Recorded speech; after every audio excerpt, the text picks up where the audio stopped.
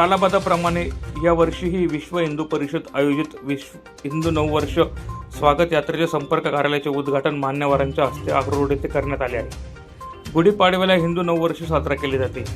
नववर्षानिमित्त सर्वसमावेशक भव्य दिव्य शोभायात्रा देखील काढण्यात येते।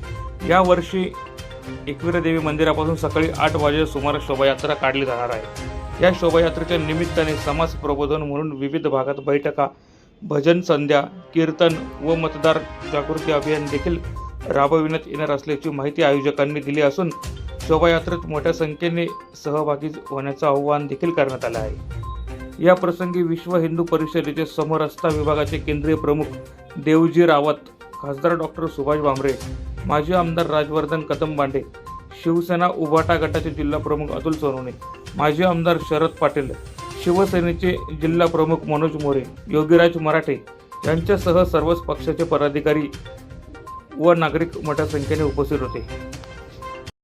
विश्व हिंदू परिषद आयोजित हिंदू नववर्ष स्वागत यात्रा समिती धुळेच्या वतीने गेल्या 20 वर्षापासून सकल हिंदू समाजाला एकत्र करून धुळे शहरामध्ये हिंदू नववर्षाची गुढीपाडव्याची सुरुवात स्वागत यात्रेने शोभायात्रेने होत असते।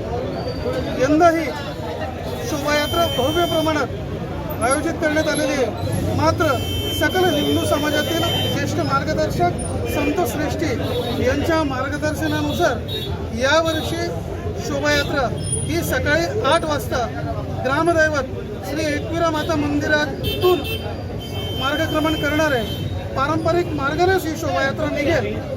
यामध्ये वेगवेगळे भजनी मंडळ, वारकरी संप्रदाय, ढोल पथक, वेगवेगळे शोभाचे देखावे, सांस्कृतिक देखावे, सांस्कृतिक मंडळ, व्यायामशाळा यांचा सगळ्यांचा सहभाग करून ही शोभायात्रा निघणार आहे। सकल हिंदू समाजाला विश्व हिंदू परिषद आणि हिंदू नववर्ष स्वागत यात्रा समितीच्या वतीने आम्ही विनंती करतो की आपण सर्वजणांनी यामध्ये मोठ्या संख्येने सहभाग घ्यावा।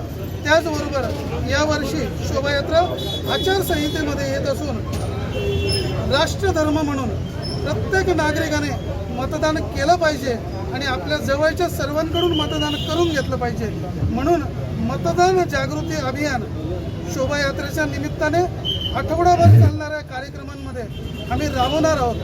सर्वांनी या शोभायात्रेच्या आठवडाभराच्या उत्सवामध्ये आणि मतदार जागृती अभियानामध्ये आपण सगळ्यांनी आपला राष्ट्रकर्म, राष्ट्रधर्म म्हणून सगळ्यांनी सहभागी व्हावा ही सर्वांना कळकळीची विनंती।